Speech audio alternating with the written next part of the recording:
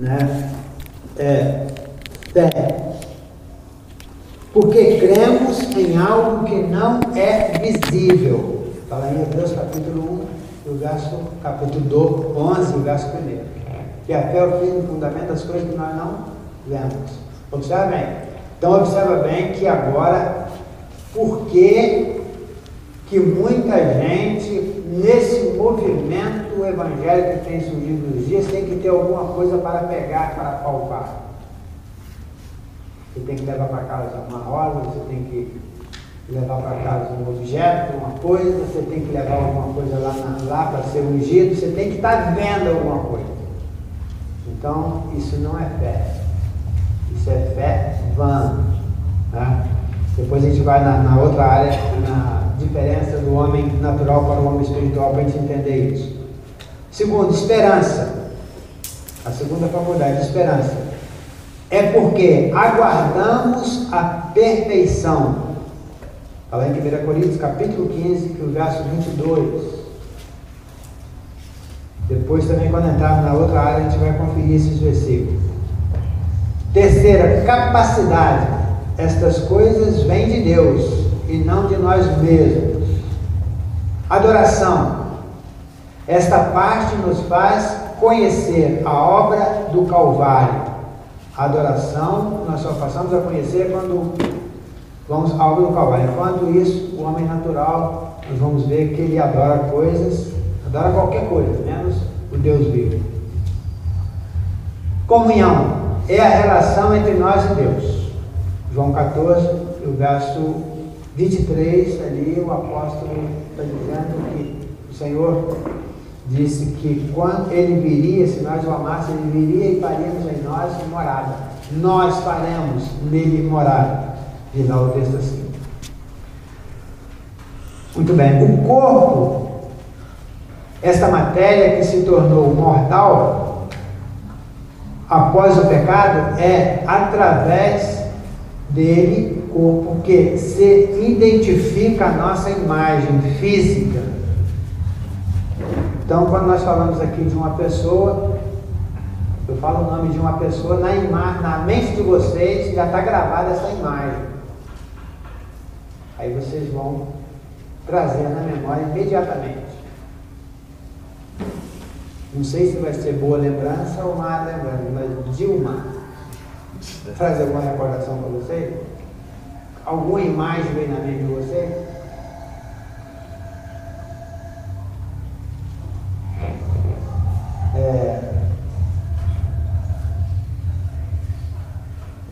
Tem um outro também, tá na mídia direto aí. Esse não quer. Fala não, hã?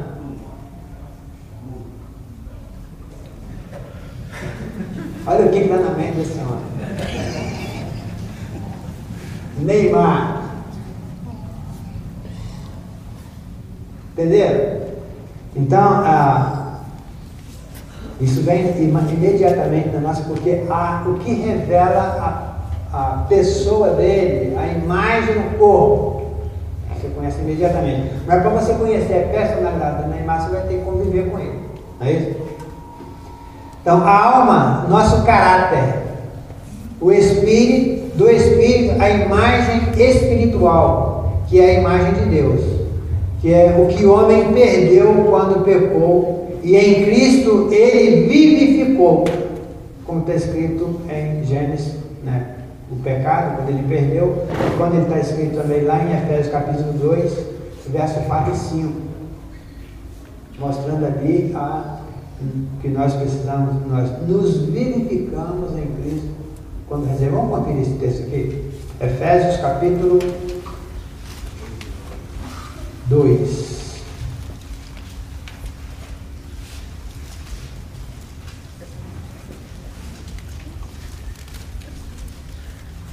Mas Deus, que é riquíssimo em misericórdia, pelo seu muito amor com que nos amou, estando nós ainda mortos em nossas ofensas, nos vivificou juntamente com Cristo, pela graça sois salvos. E no primeiro verso ele diz também: e vos vivificou, estando vós mortos em vossas ofensas e pecados.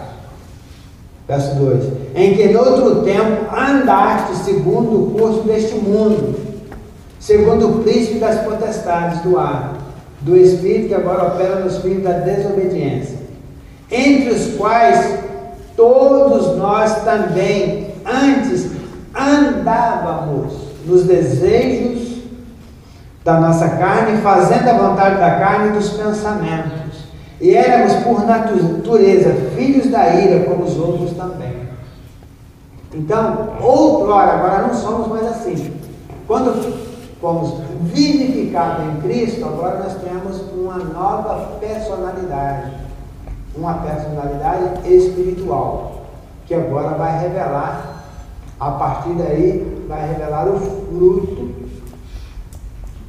da sua vida, né? Então, a nossa vida, quando nós aceitamos a Cristo como Salvador, nós fomos criados agora para frutificar, para esses frutos tem que ser agradável a quem? A Deus. Então, nós não podemos, em nenhum momento, abrir a palavra de Deus e trazer mensagem que agrada o auditório, que agrada o público, que agrada a pessoa. A mensagem ela tem que ser na fidelidade a Deus para agradar a Deus. Doa quem doer. E isso vai trazer benefício. Então, são estratégias na pregação do Evangelho, são estratégias que a gente tem que deixar o Espírito Santo nos conduzir. Vou citar um exemplo aqui, bem chuto, na palavra capixaba lá. Conheci dois irmãos, um ainda está vivo, nosso irmão Laís de Mello, não sei se alguém conhece, o outro irmão Dimas Machado. Dimas Machado já está na glória, foi um dos maiores missionários que eu conheci. Esse homem fundou mais de 100 igrejas na Espírito Santo em Minas. Tinha uma experiência de vida com Deus extraordinária. E este ano, um dia, o Laís de Mello foi fazer uma conferência na igreja, onde ele reuniu, e eles saíram para fazer umas visitas. E saíram destinados a fazer a visita a uma prostituta. E depois, quando saíram de lá, aí já ia passando na casa, em frente, próximo à casa da prostituta, tinha um senhor balançando lá numa rede. E ele falou assim: aqui não, vamos lá falar com ele. Disse: rapaz, nós podemos até ir lá, mas isso é ignorante. Sim, rapaz, você não fala com ninguém. Ninguém nessa rua gosta desse homem. Esse homem é terrível. Então me conta mais, você conhece ele? Sabe? Não, eu já conversei com ele. Esse homem foi amassador de burro bravo numa festa. E isso era terrível, senhor. Eu também já fui amassador de burro bravo no norte do Espírito Santo, então vamos lá. Aí entrou com ele, chamou ele pelo nome. Assustou assim, ele tinha saído da cadeia aquela semana, o homem era ignorante e violento. Aí o chamou ele e falou assim: seu fulano, senhor, se vem com o negócio de Bíblia para cá, pode voltar daí mesmo. Eu disse: não, eu só queria dizer para o senhor, fiquei sabendo que o senhor foi amassador de burro bravo, que o senhor era um bom peão. Não, fui mesmo. Então, eu também fui. Então, eu queria dizer para o senhor o seguinte, que o burro bravo, para a gente, o bom peão, ele quebra o queixo dele, né, com a rédea, ele leva ele aonde ele quiser. Mas o peão que não for bom, ele deixa o burro levar ele aonde o burro quiser. Então, o peão bom, ele segura ele, quebra o queixo dele, leva aonde ele quiser. É verdade, não é assim mesmo. Eu queria dizer para o senhor que existe um peão bom, viu? Que quebra o queixo de qualquer homem ignorante. O nome dele é Jesus Cristo. Esses homens bravos que quer matar todo mundo, que não gosta de ninguém, Jesus Cristo quebra o queixo dele e leva ele aonde ele quiser. Aquele homem ficou assim meio, então, mas tudo bem, foi um prazer falar com o senhor, muito obrigado. Não esperou nem a resposta do homem. O homem ficou lá sem ação. E depois nós estávamos lá em Queimados, no abrigo, lá no encontro missionário. Eu estava com o irmão Dimas conversando, e o Laís de Melo chegou. Aí começaram a trocar experiência, aí o Laís de Melo virou para ele assim: rapaz, e aquele homem? Não, e aquele homem do burro bravo? Lembra-se? Lembro. Laís de Melo, você não ficou sabendo da história. Aquela palavra que você disse àquele homem, ele ficou meditando, apareceu lá na igreja e se converteu. Foi um bom crente, reuniu muitos anos com a gente. Uma palavra. Então, por que aquela palavra foi dirigida daquela forma tão grosseira, né? Mas foi o Espírito de Deus que dirigiu ele a fazer aquilo. Então, na evangelização acontece muita coisa que às vezes a gente reprova. E depois que a gente reprova, a gente vai ver se puxa, podia ter feito isso. Aí estava errado. Eu estava pregando uma certa vez falando do sofrimento dos apóstolos, dos homens que deram a vida, que morreram pelo Evangelho do Senhor Jesus Cristo. E falando de sofrimento, quem quiser vir após mim, negue-se a si mesmo e vai sofrer mesmo. E eu pregando no púlpito lá, e de repente levanta um senhor e vem à frente, ficou em pé, de frente ao púlpito, e falou assim: o senhor deseja aceitar a Cristo como Salvador? Sim.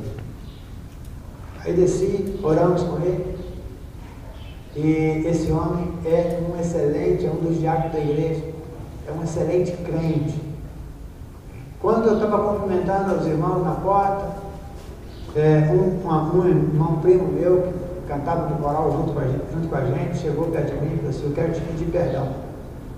Pedir perdão de quê? Dos pensamentos que eu estava com ele lá no banco quando você pregava. Assim, essa mensagem não vai converter ninguém.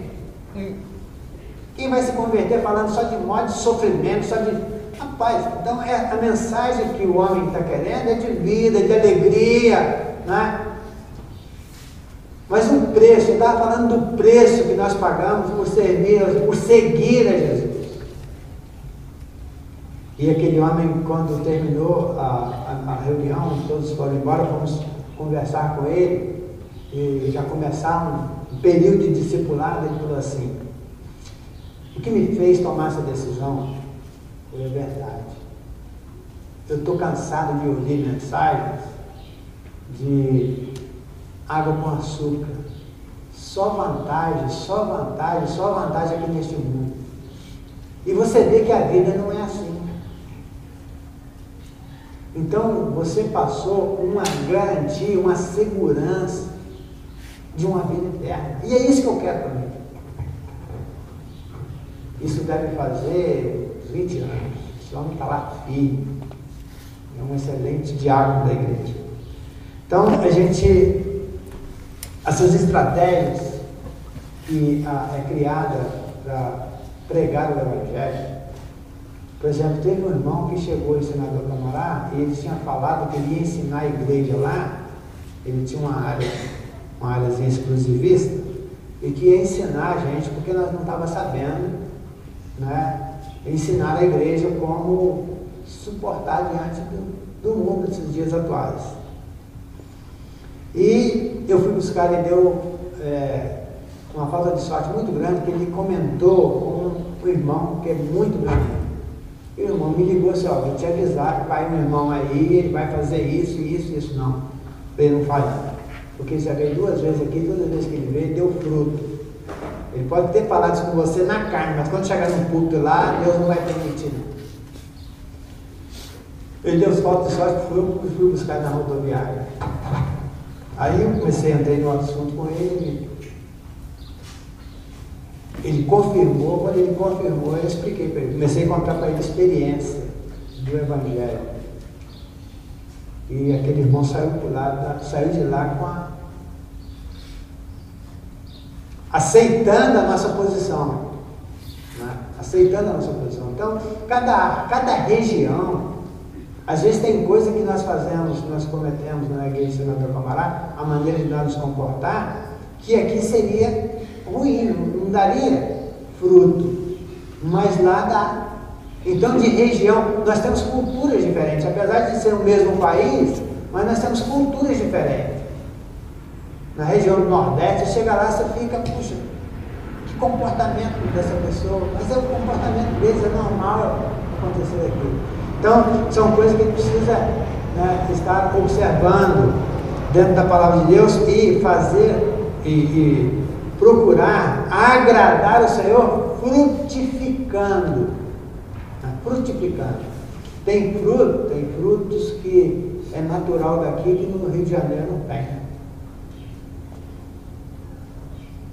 Então, é uma aplicação até interessante da gente fazer. Por exemplo, quando nós nascemos de novo, que adquirimos a natureza espiritual, a natureza espiritual foi enxertada em nós. Quando nós vemos essa palavra encher, nós temos um irmão lá em Partido do Ofélis que trabalha muito com encher, com plantas. Então ele pega uma planta, corta o galho daquela planta, enxerta na outra planta, e você vê lá tem flores várias flores que você nunca viu essa flor em lugar nenhum. Mas foi um enxerto que ele mesmo criou. Tá? Então, quando nós vemos, por exemplo, a tangerina, nós chamamos lá no Rio, tangerina pocã. A tangerina pocã ela não é natural. A tangerina pocã ela é um enxerto. Ela é feito um enxerto não sei, acho que a laranja lima no limão.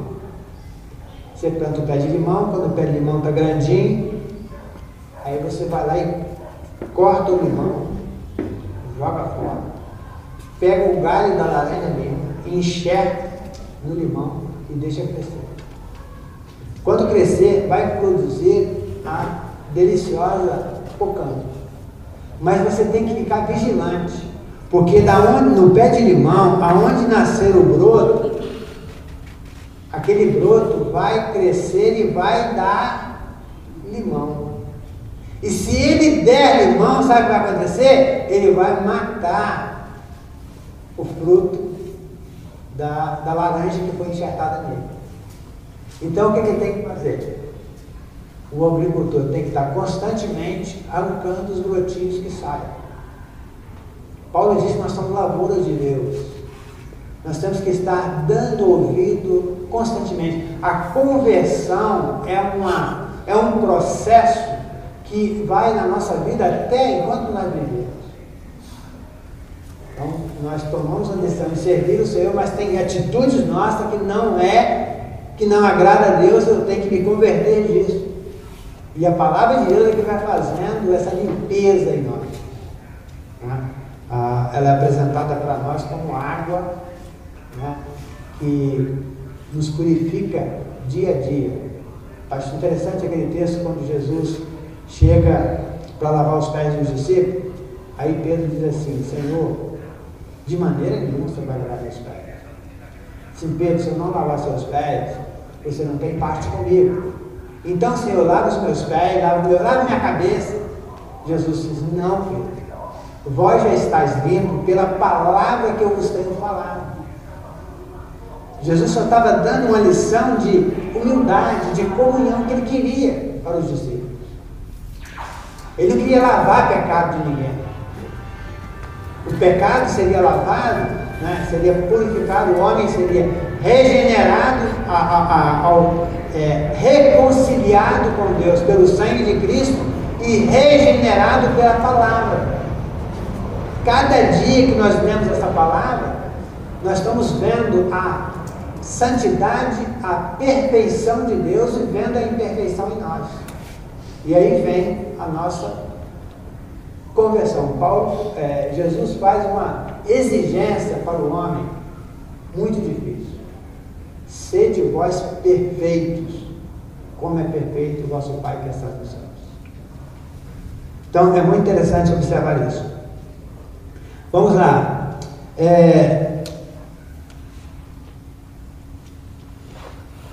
Os 5 sentidos do corpo, né?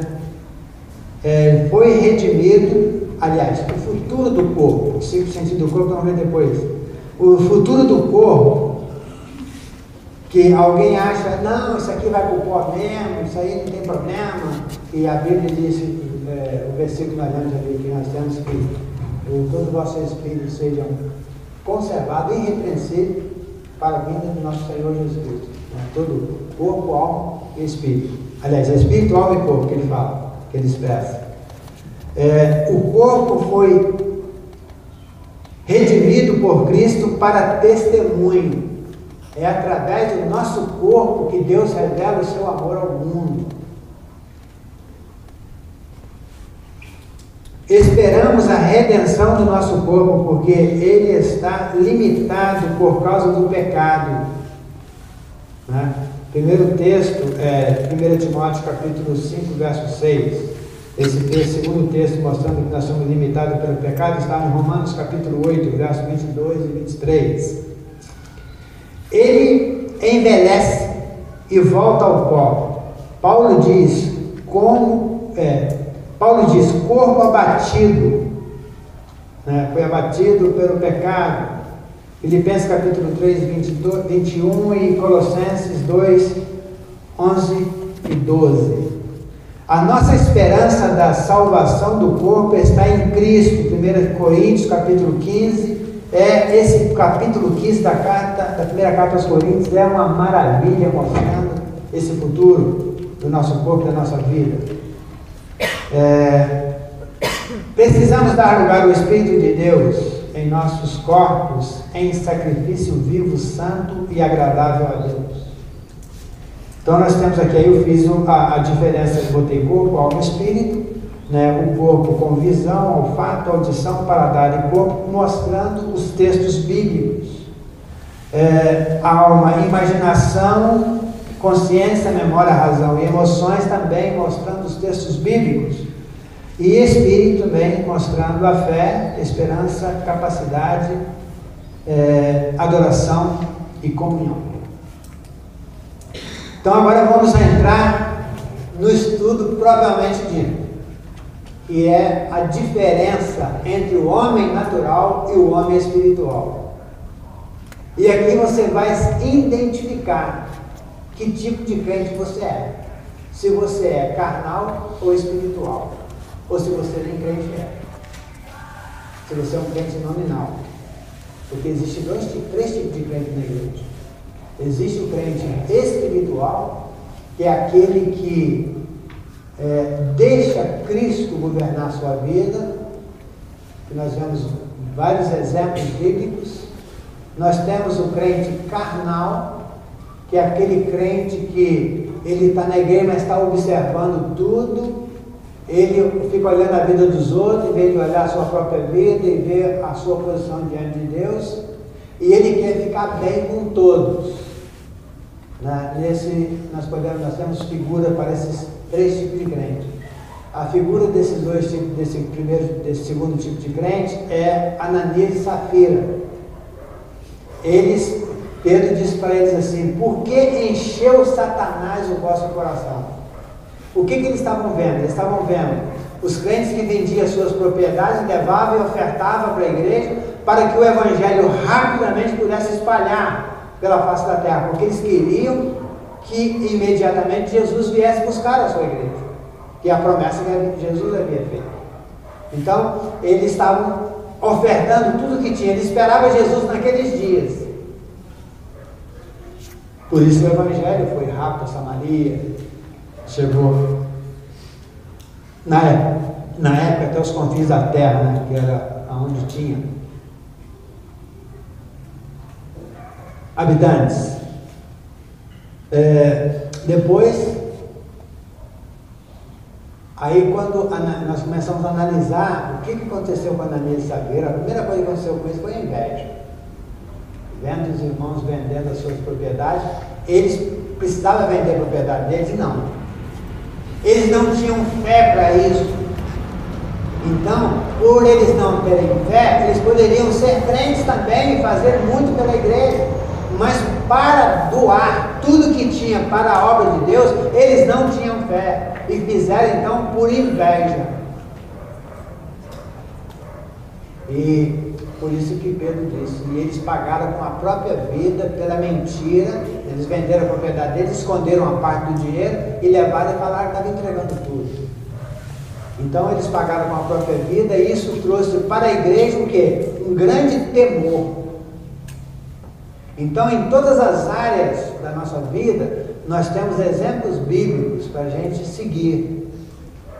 Depois vem o terceiro crente, que é o nominal. Talvez são crentes atuantes, mas nunca provaram, nunca tiveram nenhuma experiência com Cristo. Judas era tesoureiro. Quando aquela mulher derramou aquele perfume nos pés do Senhor Jesus, Judas, poxa, podia ter vendido isso aí com preço alto lá, né? Mas aquela mulher estava vendo a posição, ela estava adorando, querendo adorar o Senhor Jesus, né? Então Judas foi a figura do crente nominal, não foi salvo. E assim encontramos muitas outras figuras, né, dos crentes espirituais, nós temos vários exemplos. Então vamos ver essa diferença aí. A diferença do homem natural para o homem espiritual. No corpo, o homem natural não compreende o milagre da vida. Para ele, as coisas espirituais parecem loucura. Paulo disse isso lá no primeira carta aos Coríntios, capítulo 2, verso 14. Então vamos agora analisar essa diferença agora nas 5 faculdades do corpo. Visão. Visão natural. Vou citar um exemplo aqui, no segundo livro de Reis, no capítulo 6, do verso 15 ao verso 17, ali aconteceu um episódio interessante. Eliseu estava lá com seu jovem, seu seguidor lá, e de repente veio o exército da Síria para prender Eliseu. Eles queriam, o rei queria exterminar esse homem de Deus.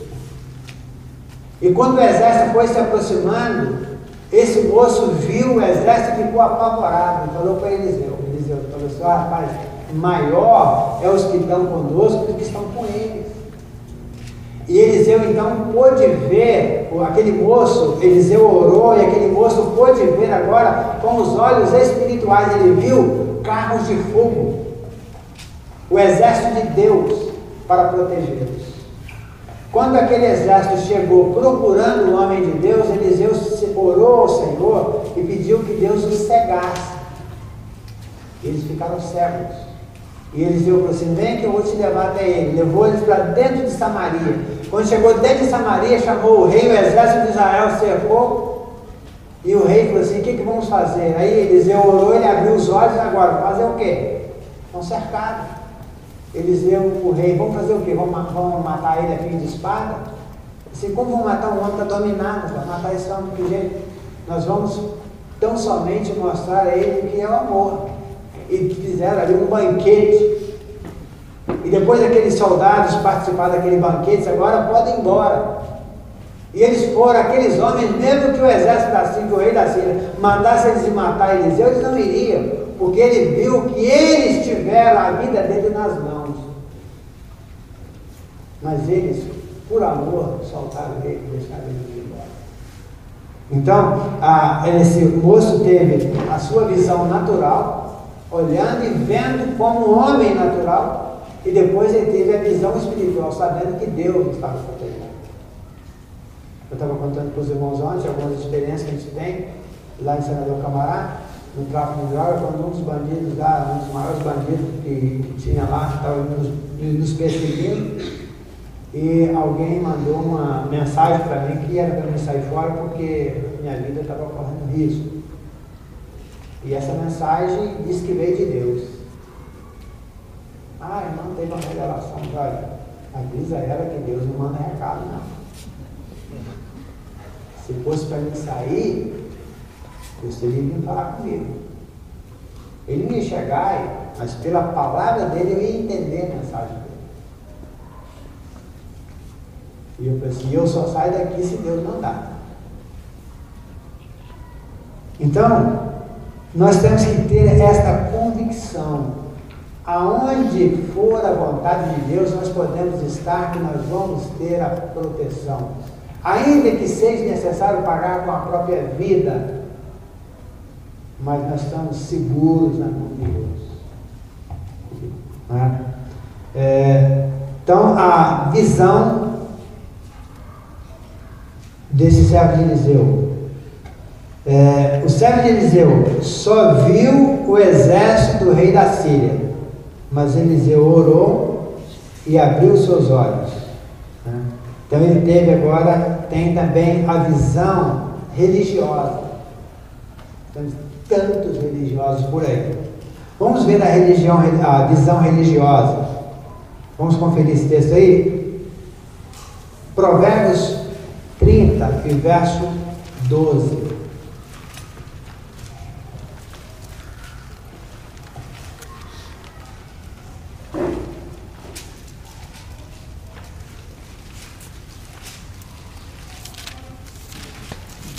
Quem achou, por favor?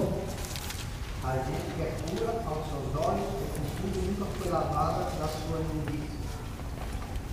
Então, eles veem as coisas puras aos olhos deles, mas na verdade nunca foram lavadas das suas imundícias. Eles procuram viver uma vida de santidade, mas uma vida aparente. São como sepulcro calhado, que Jesus disse. Eu fui fazer uma visita uma vez, aliás, eu fiz um casamento no Espírito Santo e a filha, a moça, era de um primo meu, e a moça era filha de um dos líderes do movimento católico, da igreja católica daquela região. Esse homem era um homem muito bem quisto na cidade, era um homem de uma generosidade muito grande.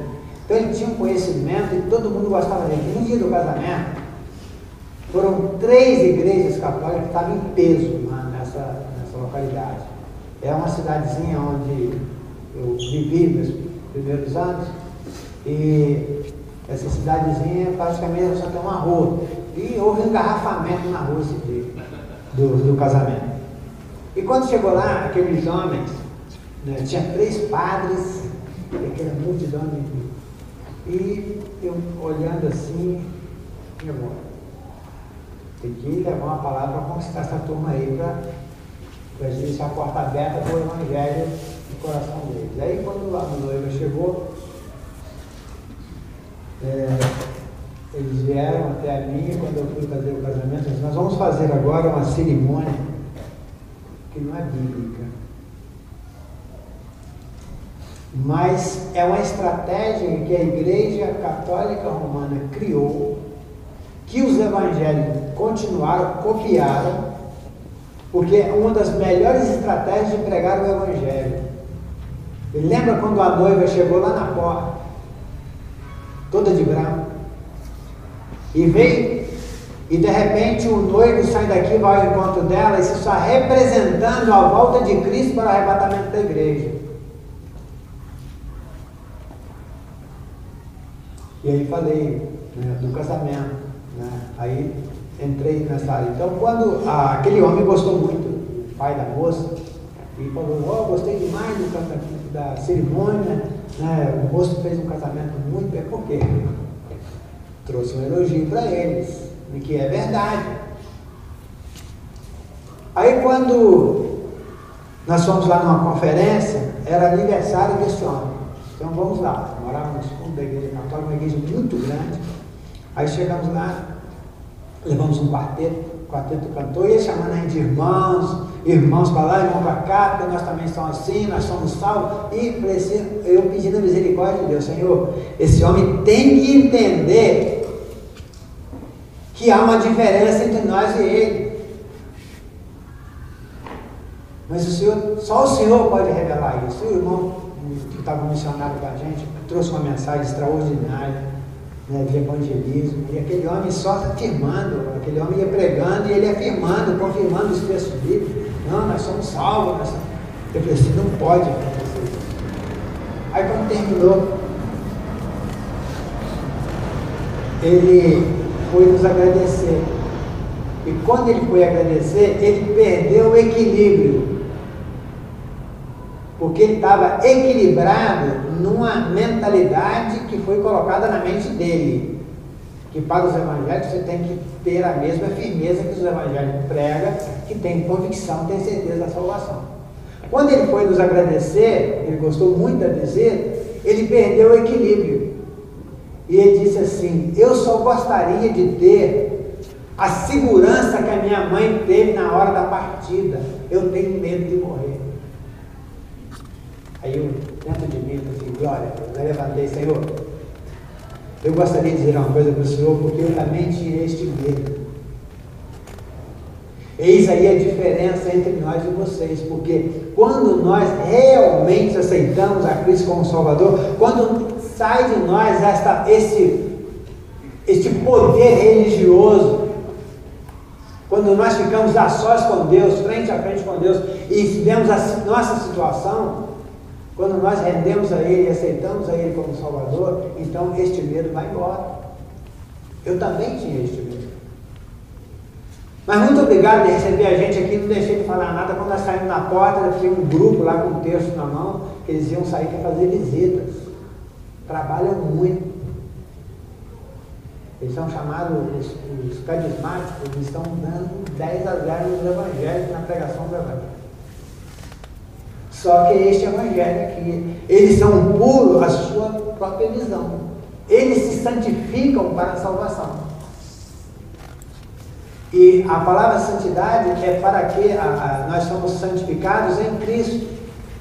É por isso que o Espírito é chamado, o Espírito Santo, Espírito Santo. Ele tem a função em nós de nos santificar. Não é nós que nos santificamos, é Ele que nos santifica. Cada vez que nós vemos uma coisa errada que nós fazemos, que nós convertemos e deixamos de fazer por amor a Deus, por amor ao Senhor Jesus Cristo, então esse é um passo à frente que nós estamos dando de santificação. Mas é nós que estamos fazendo? Não, é Ele que está nos movendo a fazer isso. O Espírito Santo nos conduz à santificação. Então, a visão religiosa é: eles são puros aos seus próprios olhos. E nós temos a missão de mostrar a eles que eles não estão tão puros assim como eles pensam. Que aí nós temos que bater no peito e dizer que somos pecadores. O fato de nós termos salvo não quer dizer que nós temos que viver fora da prática do pecado. O pecado não é mais normal para nós. João diz assim, olha: se pecar, o pecado na nossa vida é como um acidente, depois que nós aceitamos a Cristo como Salvador. Quando nós compramos um carro, nós fazemos o seguro do carro. Nós fazemos o seguro do carro para bater com o carro? Nós fazemos o seguro do carro para o ladrão levar ele? Não. Nós fazemos o seguro que se acontecer, nós temos a segurança. Então, se pecarmos, temos um advogado, que é Cristo. Basta confessar. É o que a palavra de Deus nos ensina. Nosso tempo encerrou. Depois a gente vai para os olhos. Olhos carnais e olhos espirituais. Então nós vamos transferindo aqui, né, o sentido do corpo, as faculdades do corpo, no sentido espiritual, né? Então é isso que nós queremos passar, né, na simplicidade, para a gente entender quem realmente nós somos, o que precisamos fazer para melhorar a nossa condição espiritual, para levar o Evangelho de Cristo até aquelas pessoas que ainda não têm. Amém?